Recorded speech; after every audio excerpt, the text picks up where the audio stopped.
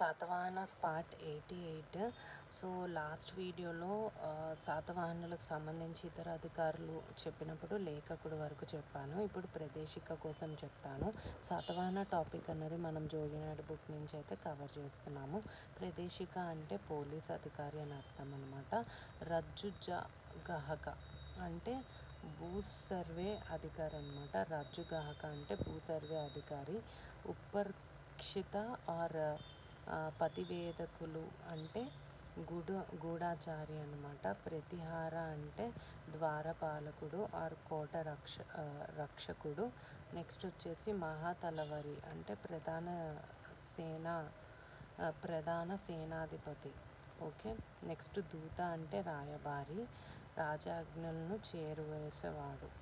మహాధర్మిక అంటే విద్య అంటే మహానాయక అని విద్య మతపరమైన